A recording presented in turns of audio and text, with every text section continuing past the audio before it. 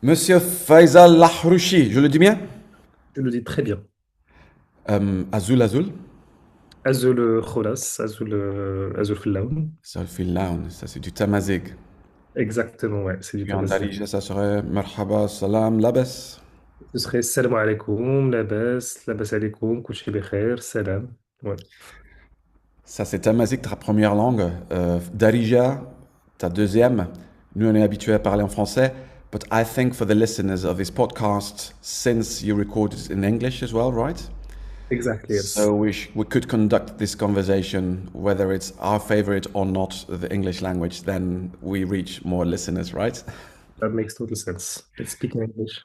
Most welcome, Faisal. It's such a pleasure and an honor to have you after you develop this podcast, of which I'm not sure we communicated the title yet. Hmm. Hmm. No, we haven't. We haven't spoken about the title yet. And To thinking be about it, decided. yeah. Um, I mean, it does delve into the spiritual tradition of Hmadcha. Hmadcha being the spirit, like the Sufi spiritual brotherhood that is based in Tangier, but not only. And it does speak about trance. Um, we haven't actually decided the title yet, Okay, have we? by the time we publish this, I hope we have a title by then. Yes. Faisal, where are you right now? I am in Tangier at the moment. Yeah, All I'm at right. my house in Tangier. Um, it's sunny outside, and it's a good day to be talking about this podcast. Right. And you come originally from the south of Morocco? Exactly, yeah. I originally come from Agadir, which is in the Souss region, that's in the southwest of Morocco, on the coast.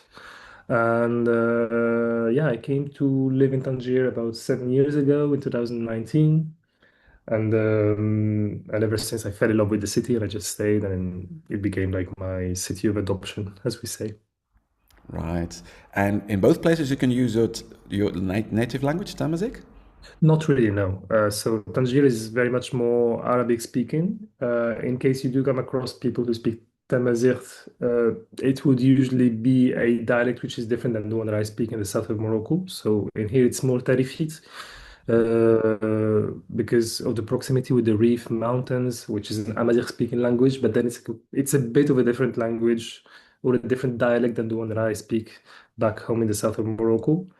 But you do come across a lot of like people from my region, most because the region I come from is very much known for exporting mulhanut, which is like the person who sells groceries, like the grocery shops. So most groceries would be from my region, would speak my language. So that's a bit of a privilege. But then that's not just in Tangier, that's pretty much everywhere, like even in Europe. But yeah.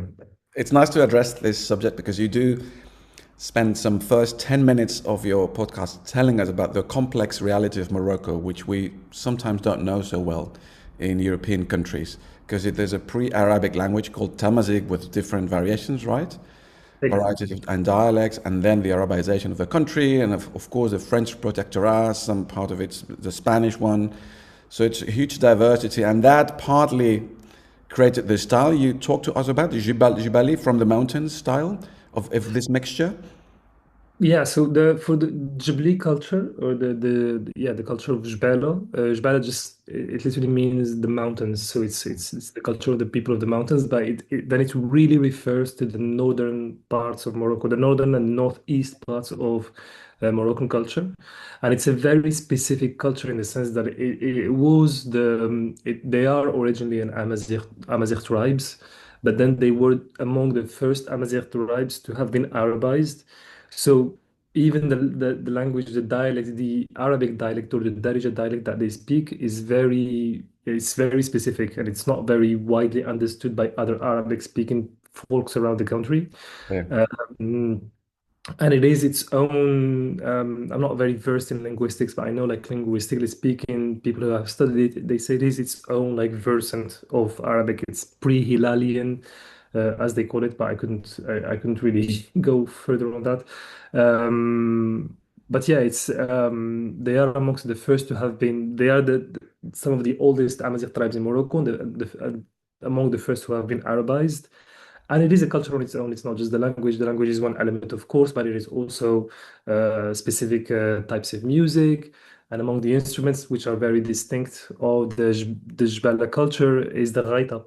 The gaita, which is the sound which we have just heard earlier and that you have just played, Jonas. And it's this double reed flute, which is very, very loud, and which is played amongst, like, various genres, among which one of the genres is the Hmadcha that this podcast is about.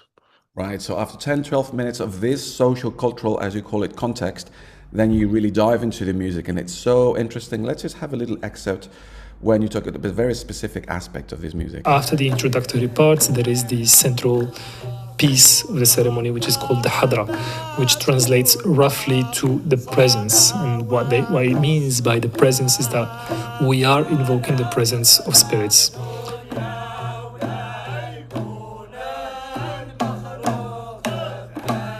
As the music which is associated with either a spirit is played, you will feel compelled physically to dance to it if that spirit possesses you. That might happen while we listen to the podcast? It might very much happen, yeah. We might very much be called by the spirits and all just go into trance. And as you can hear, the podcast develops smoothly. Fayçal's tone, relaxing voice, Fayçal very warm, and the music that is being played. And even some of the artists are talking, like deciding or reflecting on the music while you speak. Yeah, yeah. But about that, it's how to say, it's in my sound practice. Whenever I make, like, sound documentaries or, like, sound pieces in general, I guess, like, I really, especially when I use my voice, um, I kind of, like, hate that feeling of, like, being compelled by, like, one single voice. So I always like to have, like, various, like, folks talking around me. Like, I don't know, it just, like, makes me feel less lonely in the editing process, I guess. And the sounds, the textures, the people talking that we hear all across the podcast are recordings that were picked up as microphones were lying around, because these are artists that we've spent quite a bunch of time with, and which they have become friends in some way. And I've invited them for a bit of a masterclass in Tangier, because we were organizing a residency, and yeah, there were a bunch of mics running around, and it was just interesting to, like, as well, like, hear them talk and, like, discuss what next song they would be playing or they will be showcasing. And yeah, those are really the musician masters or the Zawiya masters that we hear all across the podcast. Very nice. Could you tell us a bit more about yourself? You're an interdisciplinary artist. You come from the south, you live in the north. How was your own artistic development? Yeah, so I think I kind of started, like, delving into music a bit more seriously than just, like, being a listener around, like, 2018, where I've co-founded this nonprofit dedicated to the study and the experimentation around, like, Amazigh music heritage in the south of Morocco. And the profit is called the Moroccan Association for Electronic Music, because a big part of what we do is that we bring together traditional Amazigh musicians with experimental contemporary electronic artists, and we bring them together to co-work during the residencies. And yeah, little by little, this project started developing into a full-scale program, which has an archival component to it, but that also has a bit of a training component to it. And then it's developed into a little label, a little independent label that allows us to release the musical findings of these residencies, and also accompany artists across the distribution by programming concerts, exhibitions, screenings, or whatever the artists have developed during the residencies. And myself, I've started like during these residencies that we were organizing in this frame. I started like really getting interested in the practice of like sound documentaries. So I was recording a bunch of interviews and soundscapes quite intuitively at the beginning, and was trying to sort of like make up stories with those, or yeah, tell stories of the people who represent the musical traditions, where they come from, but like also the young generation, which is eager to like kind of like fiddle around with that heritage and like appropriate it as its own. So that's kind of like how I sort of like began delving into the world of like sound documentaries around like 2021. And little by little, that practice started developing. I got really obsessed with, mics and field recording, and I went on various trips across Morocco in the rural areas where I worked on several projects pertaining each time to different topics, either social justice or ecology or cultural practices. Often the interference of all these elements at once, because they are not like separate topics that you can just like take separately, but they are often together. So yeah, I've worked on several projects, and You're very involved and committed to heritage and exactly. Yeah. involved with experimentation as well. So, in a way, creating future heritage of making it evolve. Exactly, yeah, exactly. So part of what I do as well, I also work with this nonprofit called Global Diversity Foundation, for which I produce various series of podcasts. And the Global Diversity Foundation have a almost 2 decade long running program in the High Atlas region in Morocco. So the High Atlas region is it's a massive hub for, at the same time, like cultural practices which are centuries old and which are preserved, but at the same time, it's a hub for for biodiversity and for specific plant species. And so this nonprofit is really active around that field. And I've gone there like multiple times to meet with farmer communities, with rural women-led cooperatives, to meet with shepherds, to meet with all sorts of like pastoral communities that inhabit these environments, to sort of like have conversations around like their cultural practices, like how does culture come into play in their daily livelihoods, and how do they see themselves like in the context which we are living in, which we often come to describe as like context of like acceleration of like late stage capitalism, of collapse of like civilization, of like systems and all of that. And yeah, it's interesting to reflect about like what is the impact of the context in which we see ourselves as living in, and their like centuries old practices and heritage and way of dealing with life. Fascinating activity, hectic activity you have. Mm. The Very hectic. podcast is structured in such a way that we get introduced to the context in the first 12 minutes. Then we dive into the music. And then towards the end, so be patient, it's just half an hour, but it's worth listening to it. You tell us a little bit of your latest entrepreneurial adventures. Taken. Now, as I am recording my voice at the moment for curious ears, we are on the verge of embarking on the second stop of this residency in Utrecht. And yeah, let me give you a little snippet of what came out of that first stop in Tangier.